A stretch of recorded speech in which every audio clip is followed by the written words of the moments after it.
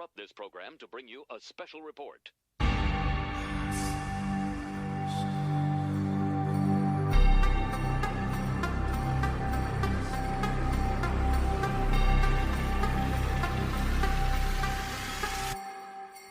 Welcome to the 2023 Dakar Rally edition of the Chasing Waypoints podcast.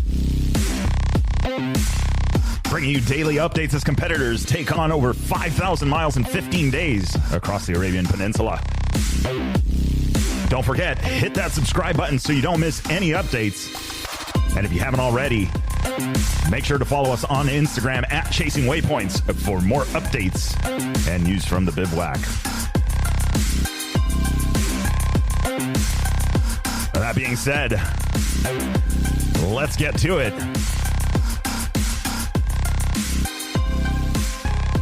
All right, what's going on, guys? Good morning. It is Stage 11 results show this morning. Whew. It is winding down. We are winding down the days, and it is almost the end of the Dakar. And as promised, it is one of the toughest areas that these guys will be running in. Welcome to the empty quarter. So right now, guys are on the empty, so I'm adjusting the chair here, empty quarter marathon. So if you guys heard the preview show, you know they raced into this remote area. They're going to spend the night there. No crews, no nothing, just them on their bikes. And then they're going to return back to the main bivouac here later this evening. So as usual, the organization hasn't posted yet the stage 11 information. Stage 12 information. Let me refresh the app because we know what happens. But, man, I'm definitely going to take a minute here before we jump into anything else. But this has proven to be one of the toughest Dakars. There was an interview or update from Skylar Howes that I heard talking about heart rate. And where previously in previous years, it was like you're barely above 120 beats per minute. These guys are athletes too, so I mean, that's if that was me, that would be a much different story. But this time around, it's the other way around. It seems like it's no less than 120. So ASO is definitely making these guys work and earn that finisher medal this time around. And well, with that being said, there has been some drops in the field. Unfortunately, we with the American Rally Originals, we'll start there. We know that, Paul Neff, the latest one to drop, unfortunately had a pretty bad off of a dune and had to be moved off the race course to the hospital. I saw an update. He is okay. If you are following up on social media, you can get the updates there. That's his news to discuss, but we're absolutely stoked and happy that he's okay. This is just Dakar number one, so there's more Dakars to come. Now it's just time to recuperate and get ready, and maybe some tequilas, and then things will be better. But we wish him a speedy recovery. But again, he is doing okay. I don't want to make it seem like it's but most importantly, he's doing okay. It's just going to take some time to heal, and everything is good. So that was that. Man, Kyle McCoy out early, broken leg near the ankle. Then we had David Pearson, the Iron Man, doing his best and was trying to muscle through some pain in his neck, but eventually it was a little bit too much, which is sad to see. Him retire. He was kind of like the team manager of the American Rally Originals, so that was definitely tough. So that's Kyle, Dave, and Paul, and then we're down, Jim Pearson. Jim Pearson is still out there, still cranking away the miles. Unfortunately, the motor on stage 9, if I'm remembering this correctly, or stage 10, sucked water, and I'm guessing that, for those gearheads, we know that water does not compress, and so damaged the engine and had to switch it out. My understanding is he put a new motor in it. Obviously taking on the penalties, and then that new motor only made it several kilometers. So sad to see that they're dropping. I mean, it has definitely proven to be a tough rally on all fronts.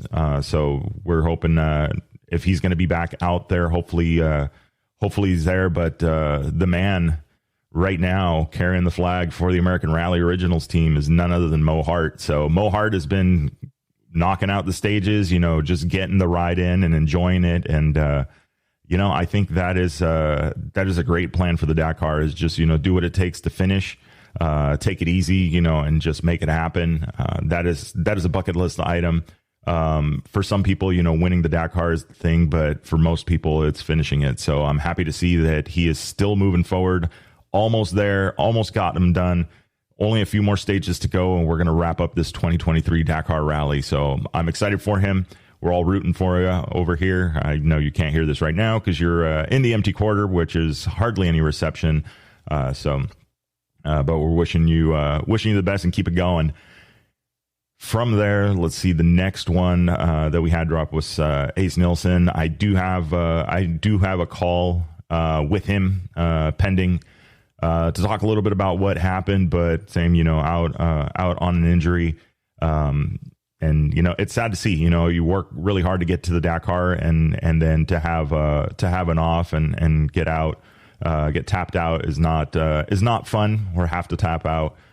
We saw, Ricky Brabeck as well. So it's definitely been a challenge. Absolutely every bit of that word spelled in capital letters. It has been a challenge for these guys. So I am excited to see, the future and how these guys get back out there and make it happen. And I think that this is going to be the first of a few for the guys. So I'm excited. We're gonna get some future plans here going after the Dakar Rally hangover is over. But let's switch some gears here and let's talk a little bit about what is going on. So we know we'll fill in with Mason. We know that Mason had a get together with Adrian Van Beveren. Apparently, it's my understanding from an update from Larry Klein that his wrist is bugging him, and is probably inhibiting, or is it inhibiting? It's affecting his riding for sure. For those of you guys on motorcycles, man, the wrists do take an absolute beating. So we're seeing how he is able to continue with it. The results did show a little bit today, but from that update, he's going to ride as quickly as he can. Mason is competitive. He does have goals for himself. He's very motivated. And, but he also understands that, there are certain limitations to that. So we're excited to see what happens for the next few stages. But the understanding is he's riding to finish and making sure he's on that finishers list. So, which is absolutely awesome. 2 Dakars, 2 finishes. That is going to be epic. Needless to say, he's accomplished so much, even this rally, picking up stage wins, podiums consistently. So I fully expect to see him next year picked up by one of the KTM conglomerate teams. My money may, I think he's definitely a Red Bull KTM guy. I don't know that Gas KTM, they're all the same bike, right? But, maybe slight variances here and there. But, if we don't see him as the third bike on the Husqvarna team, I have a feeling that there may be an exit on the KTM Red Bull team, and then that might be his spot. So we'll see what the future holds. Nevertheless, he has put together an absolutely impressive Dakar. 2 years now, so we're still a few stages away from the end, but let's see how it shakes down. So that is the update there. Let's go to the results and let's see what is happening. Let's see here. Popping the app open. Let's get out of that one. We are now on stage 11 in the empty quarter. Okay, let's go to the stage results right now. Let's see, can't do live because that is not live yet. Let's go. Of course, there's no results for this. There we go. All right, here's what it looks like at the moment for the stage. Now, I believe the stage may still be live with still some competitors out there, but let's take a look here. So, fastest time today on the stage is going to be Luciano Benavides' teammate to Skylar Howes on the Husqvarna factory racing bike, 2 hours, 57 minutes, and 59 seconds. That's a pretty fast, that is a pretty fast section, or a pretty fast time for 274 kilometers total raced. Then you have Daniel Sanders in the number 2 spot on the Red Bull Gas Factory Racing bike, 1 minute and 38 seconds back. Toby Price in the number 3 spot, Red Bull KTM Factory Racing, 1 minute and 56 seconds back. Followed by Skylar Howes on the Husqvarna Factory Racing bike, 2 minutes and 9 seconds back. Pablo Quintanilla on the Monster Energy Honda team, 2 minutes 54 seconds back. Followed by Bueller on the Hero Motorsports Team Rally bike, 5 minutes and 6 seconds back. Team Dumotier Racing in the number 7 spot, 5 minutes and 34 seconds back. Luciano Santolino on the Sherco Factory bike, 5 minutes 43 seconds. Followed by Franco Cami on the Hero Motorsports Team Rally bike, 5 minutes and 58 seconds back in 9th. And then it is Kevin Benavidez, brother to the current stage winner, Luciano Benavidez. So Kevin Benavidez on the Red Bull KTM Factory Racing bike, 6 minutes and 22 seconds off the winning time.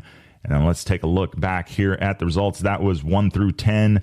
Natalia Jaeger, 11th. Sharina, 12th. Matthias Wagner, 13th. 8 minutes and 34 seconds back. And Nacho Cornejo in the number 14 spot on the Monster Energy Honda, 8 minutes and 36 seconds back. And then it is Dory on the 15th spot. Rally rookie. That is an impressive race for him. Impressive stage, 15th. And that's not the first time we mentioned his name up in the top 20. So HC Rally Raid, Husqvarna Racing, 8 minutes and 37 seconds back. Micek on the Orion Motor Racing Group, 9 minutes and 6 seconds back in 16th. Adrian Van Beveren, Monster Energy Honda team, he is 9 minutes and 10 seconds back.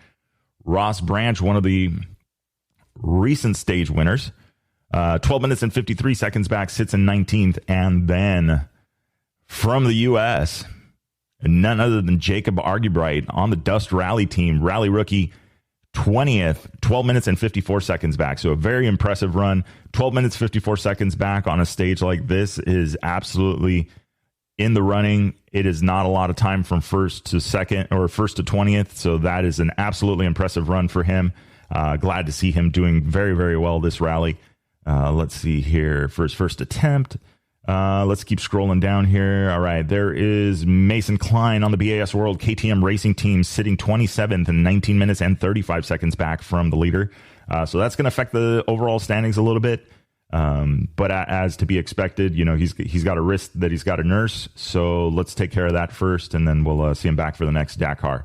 But still some plenty of racing to go still. So let's see how it shakes down. Definitely want to see him. Top 10, top 5 would be awesome, and hell, top 3 would be amazing. So he's already done such a great job. Let's see where it shakes. Okay, that is the stage results for stage number 11 from Chivas to the empty quarter. That is leg 1 of the marathon stage. Tonight they will be running leg 2 of the marathon stage. So we'll talk a little bit about that once the information is released. It is currently 5:23 a.m. on the Pacific Coast. So we're getting this episode in early, and then we'll get one later tonight. All right. General standings after stage 11. Skylar Howes has regained the overall, and it looks like he is going to be followed by Toby Price.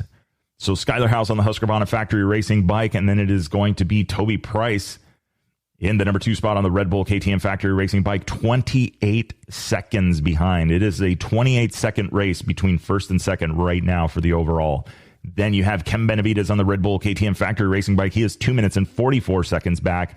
Then it's Pablo Quintanilla, Monster Energy Honda team, 14 minutes and 14 seconds back. So top 3 is literally a waypoint or a speed zone away from changing the running order. A little bit of room to breathe from 4th on down, but man, the top 3, it is absolutely anybody's race up there. So Skylar, we're wishing him all the luck and all of the speed. Let's make this happen, man. Coming out of the empty quarter and then headed back. So we'll see how this shakes down over the next few days. But man, this is shaping up to be pretty good. And then let's see. All right, so that was Pablo Quintanilla in 4th. Monster Energy Honda team, 14 minutes and 14 seconds back. Adrian Van Beveren, Monster Energy Honda team, 15 minutes and 24 seconds back. In 6th, Luciano Benavidez on the Husqvarna Factory Racing bike, 18 minutes and 6 seconds back. Daniel Sanders, 7th, Red Bull Gas Factory Racing, 20 minutes and 40 seconds back. Nacho Cornejo on the Monster Energy Honda team, 25 minutes and 40 seconds back. And then Mason Klein, number 9, 9th right now on the BAS World KTM Racing team, 31 minutes and 35 seconds back. Followed by Matthias Wagner on the Red Bull KTM Factory Racing bike, 44 minutes and 45 seconds back. So Mason Klein got a little bit of room to breathe, which is absolutely awesome to see. He's got about 13 minutes there. So being far back, he's going to have some tracks to follow, some tow rope on the dunes, which will be awesome. So I'm absolutely excited that this next stage could still see him come up, especially if the terrain is a little easier and a little easier on his wrist. So we'll see how that shakes loose here. Taking a look going on down, Jacob Argybright in the general standings right now sits 24th. So third fastest American at the moment on the Dust Rally team. 3 hours, 55 minutes, and 34 seconds back. Now let's keep scrolling on down. Let's see, where's everybody else at here? Belushi. All right. I think we are going to be... Peter Velchek right now sits 61st, 14 hours, 43 minutes, and 22 seconds back. And then, let's see, Stuart Gregory, getting all these guys in here. Man, there is a lot of bikes. Mo Hart inside the top 100, 91st at the moment on the American Rally Originals team. 10 hours, 59 minutes, and 7 seconds back. So very, very admirable. He is working his way to that finish, which is what we want to see. So awesome. Jim Pearson, 96 at the moment on the American Rally Originals team, sitting, let's see, 19 hours and 1 minute in penalties, plus that's 7:38 back. So, oh, man. It's tough to see, but again, the Dakar nobody ever said the Dakar was easy. Getting to it is not easy. That in its own is a feat. Getting to the end as well, that in its own is its own feat. So wishing these guys the best of luck and making sure that they get to that finish line safe. But, we'll see. We still got plenty of stages to go. So that was stage 11. You still have stage 12. Let's see here. Make sure we get the count right. Stage information. All right, I see 3 more stages to go, 12, 13, and 14. So, oh, man, here we go. This one's going to be good. So last we checked, let's take a look here since they don't have the information, but at least kind of give us an idea. So stage 14 is going to be, stage 12 coming out of the empty quarter back to Shuba. We're at a total of 375 kilometers. Of race days. So 114 or 185 kilometers or 114 miles of that is going to be racing, and then 117 miles of commuting. So quick day, 114 miles. That is not a big one, but happy to report that this is really winding down the days. From here on out, it is short days. Let's see, Saturday, stage number 13 is scheduled to be 669 kilometers total. 95 of them are racing, or 154 kilometers racing, which is 95 miles, and 319 miles of commuting. So 95-mile race there. And then Sunday, the one that decides the 2023 Dakar, it looks like, because of the top 3 being, so close to each other. Sunday, final stage for these guys, which is going to happen Saturday overnight for us, is 414 kilometers long, 136 kilometers of racing. That is 84 miles of racing, 172 miles of commuting. That is what these guys are up against to finish in Daman. So we're winding down the days. Only 3 more days. We're only looking at 1, 2, 3. We're going to go with about 300 miles roughly of racing left to go. So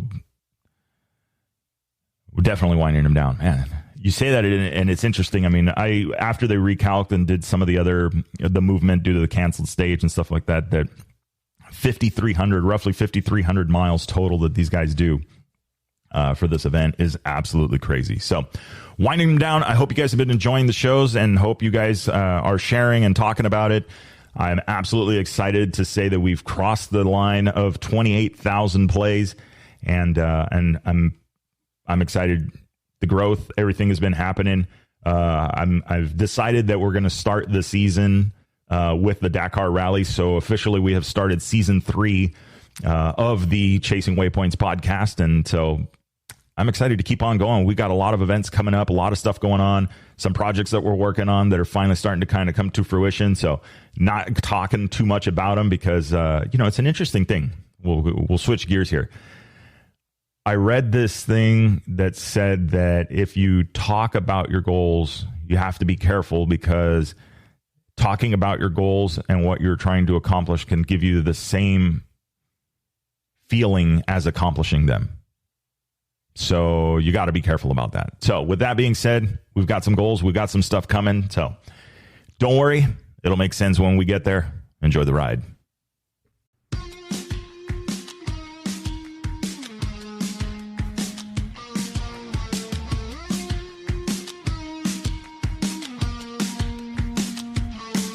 All right, that is the wrap for the Chasing Waypoints podcast this week.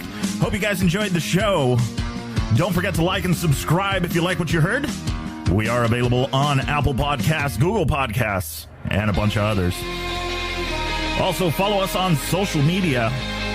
You can find us on Facebook under Chasing Waypoints, Instagram, Chasing Waypoints _official, and, of course, the YouTube under Chasing Waypoints. Hope everybody has a good week. We will see you guys for the next episode. Remember, shiny side up, and don't forget to tag us. We want to see where you guys are riding and what you guys are up to. Have a great week.